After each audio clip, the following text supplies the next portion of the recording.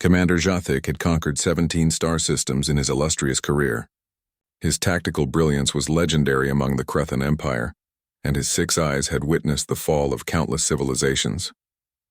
Yet nothing in his 3 centuries of military service had prepared him for the perplexing nature of humans. The war had been going poorly for the Crethan. These peculiar bipedal creatures from Earth had somehow managed to repel 3 full-scale invasions, despite their inferior technology and laughably short lifespans. Jathic had been assigned to study them, to find their weakness, to understand what made them so infuriatingly difficult to defeat. He had embedded himself in the Terran Defense Force headquarters as part of the new cultural exchange program, following the recent ceasefire. For 6 months, he observed their operations, analyzed their strategies, and documented their military procedures. Everything seemed ordinary, inefficient even. Their command structure was riddled with bureaucracy. Their equipment maintenance was sporadic at best, and their soldiers complained constantly about everything from rations to regulations. But something didn't add up. These same disorganized, complaining soldiers had somehow decimated the Vanguard fleet at Proxima Station. Jathic focused his attention on one particular human, Lieutenant Marcus Chen, a tactical officer who worked the night shift in the operations center. Chen was unremarkable by human standards.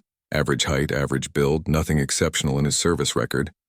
He performed his duties competently but without particular distinction. Yet Jathic had noticed something odd. During combat simulations, Chen's unconventional solutions often proved surprisingly effective, though he never seemed to take credit for them. One evening, as Chen's shift ended, Jathic made a decision that would alter the course of galactic history. He would follow the human. Perhaps away from the sterile military environment, he might discover something useful. Chen left the base and took public transportation to a rundown neighborhood in the city's industrial sector. Jathic followed at a distance, his cloaking field rendering him invisible to human eyes. Chen entered a dilapidated building with a flickering neon sign that read, Community Center. What Jathic witnessed inside defied all logic. The large room was filled with humans of all ages. Children ran around playing games while elderly humans sat in circles talking. Chen immediately went to a corner where a group of young humans, teenagers, Jathic's database informed him, were gathered around tables covered in dice, miniature figures, and elaborate maps. "Sorry I'm late, guys," Chen said, pulling up a chair. "Rough shift. Who's ready to continue the siege of Blackrock?" For the next 4 hours, Jathic watched in bewilderment as Chen and 5 other humans engaged in what they called a tabletop role-playing game. They created elaborate scenarios, controlled imaginary armies, and solved complex tactical problems, all for entertainment. No compensation, no military purpose, just fun.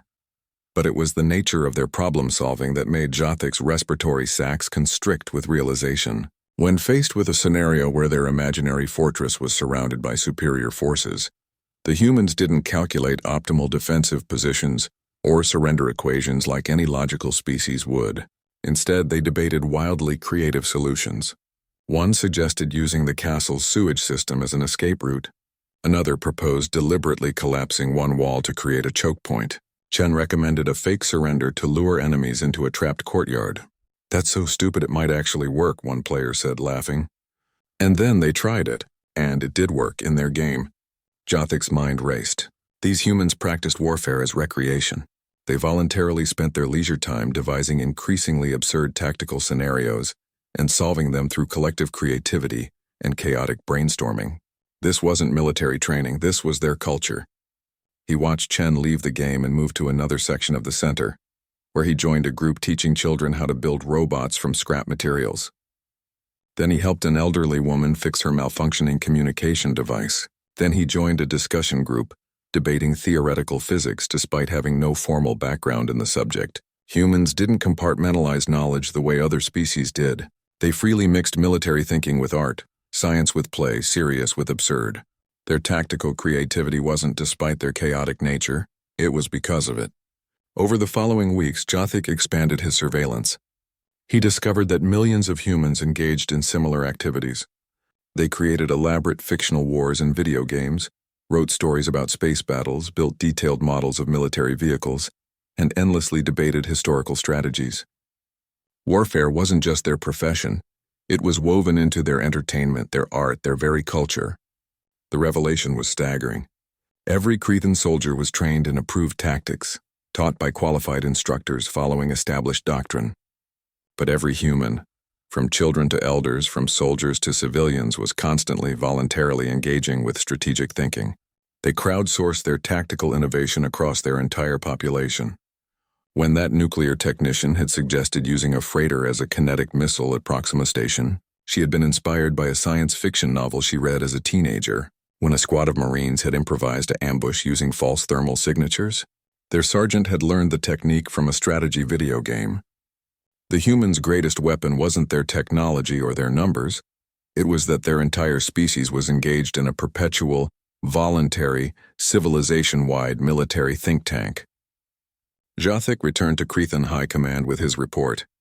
His findings sparked fierce debate. Some called for immediate resumption of hostilities, arguing that such a dangerous species must be eliminated. Others advocated for permanent peace, recognizing that defeating humanity would require matching their entire culture's obsession with strategic innovation, an impossible task. Commander Jothic cast his vote for peace. Then he did something unprecedented for a Cretan warrior. He requested early retirement and returned to Earth. If one couldn't defeat them, he reasoned, perhaps one could learn from them. He had a standing invitation to join Chen's gaming group next Thursday, and he was curious to see if his 3 centuries of military experience could handle a challenge called Dungeons and Dragons. The humans assured him that no actual dungeons or dragons would be involved, which only made him more confused and intrigued. Perhaps, Jothic thought, that confusion was exactly the point.